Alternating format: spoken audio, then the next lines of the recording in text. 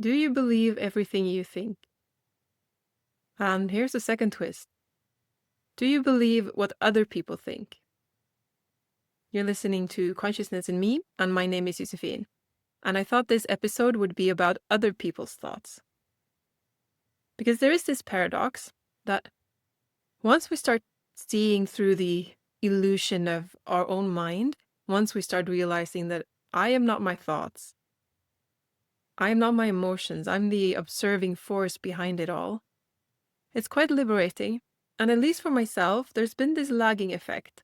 It's almost like it took a while for the coin to drop. But if I'm not my thoughts, if I'm not these entities that appear within my inner life, then that applies to other people as well. They are not their thoughts. They are not what goes on inside their internal world. They are the observing force, the spaciousness, the emptiness inside of their localizations. And when I interact with them, I have a choice. I don't need to believe their thoughts. And actually, I don't need to believe their thoughts even when they do. And what does it look like when we believe someone's thoughts? Well, for one thing, it can be to seek approval. We want to look a certain way to other people. We want them to think certain things about us. And in that sense, we make it important what goes on in their head. It's almost like we believe their thoughts more than we believe our own. We've seen through our own illusion, our own self-image, but we still hold value in how they perceive us. We believe their image of us, or we think that that holds value. And it is true that if they believe their thoughts, we have to interact with them on that level, but we can still see through that. We can interact energetically on with our whole energy and see the being behind the thoughts. And that makes it so much easier to be kind to people, to hold them lovingly, to see that they might say things now, but that doesn't come from the depth. That's a conditioning, or it comes from somewhere else. It's just an opinion. It holds no anchoring in their being. And that doesn't mean that we can't set up boundaries. Quite the opposite. It might even be easier to set up boundaries because you're not setting up boundaries towards their essence. You're setting up boundaries towards their conditioning, towards their thoughts, towards their opinions. But you could still love them, or in fact you do love them, because you share your being with them. They're the same consciousness that you are. It's just that they've been a bit entangled in their thoughts and their opinions. They've stumbled.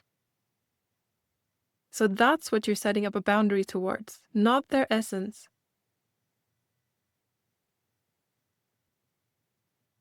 And personally, I think that's probably one of the greatest gifts we can do to someone else.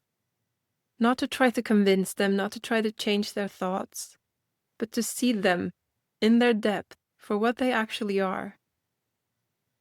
Yes, we have to speak to their thoughts because that's who they think they are. But you could still relate to their being, to the observer behind the thought. Notice what that does to you. In both ways, both when you talk to someone else, but also someone talking to you, to your depth, not speaking with your mind, not talking to your thoughts, but speaking to you, awareness, the eternal you.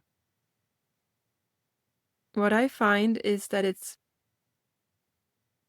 quite, how do you say it, de-armoring. To have someone address your being rather than your mind. And for me, it's almost like a constant reminder not to believe other people's thoughts.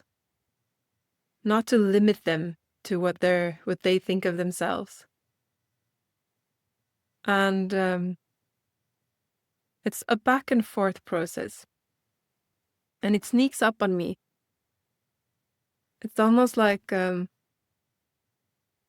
I realize that their thoughts are not so important, but still I care about what they think about me.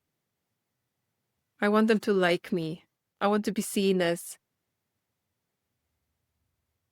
competent, as kind, as... But that's not actually giving them complete freedom. I don't need to control their thoughts. They're free to think whatever they want from me, of me. I give their thoughts complete freedom. And then you might say, well, does that mean that I don't care about people? No, I care about them, but I don't care about their thoughts. And there's a difference.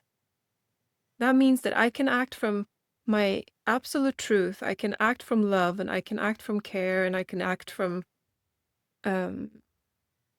setting boundaries and allow them to cast me as any figure in their life. If my intention comes from love, I'm already doing my best. I don't need to pretend in a certain way so that I don't appear in a certain way for them. And it's quite an interesting way to live. I haven't mastered this yet. So I'm speaking from exploration. Sometimes I manage to do it, but then I forget daily. And here's the thing. It's easy. This is such a tricky one, and it comes in here. It's so easy to think that, oh, but I want to let go of other people's thoughts. So then I almost rush myself there. I pretend I'm there before I'm there. And this is such a trap. It's such an easy trap on the spiritual path. Because wanting to be further ahead, wanting to have completely let go of people's thoughts, that makes me less prone to actually see when I believe them. Almost like it's a failure if I notice myself halfway through of like, ooh, I tried to impress this waiter or whatever. I wanted him to see me as being a sophisticated tourist, and it turned out I was a bit of a mess. I was sweaty and I was not in control. Noticing halfway through that I tried to narrate his image of me, it almost becomes another little bit of like, oh, I don't want to admit that that's what happened. No, but that's the thing. That's the gift of catching ourselves, not aiming for perfection, like almost all the time going like, whoopsie, whoopsie, whoopsie. There's no perfection. It's the joy of discovering where we still have conditioning, where we still lose ourselves. And believing other people's thoughts, that's a common one for me.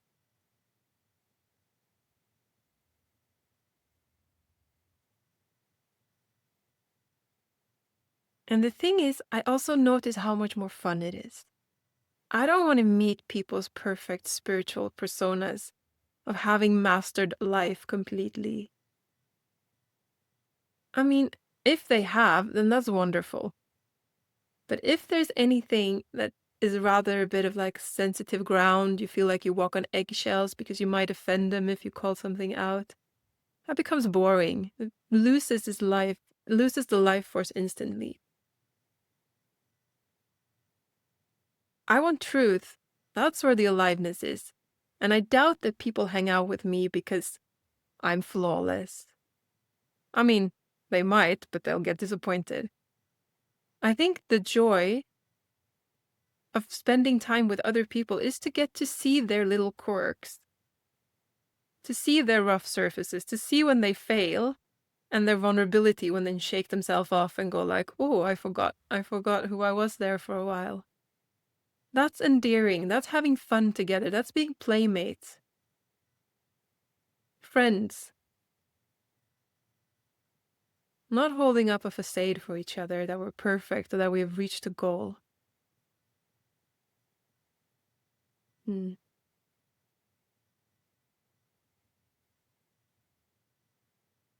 Not believing any ideas of ourselves. Not the idea that we hold, and definitely not the idea that other people hold about ourselves, or about themselves for that matter. They are not who they think they are. They just are. Just like you, and just like me.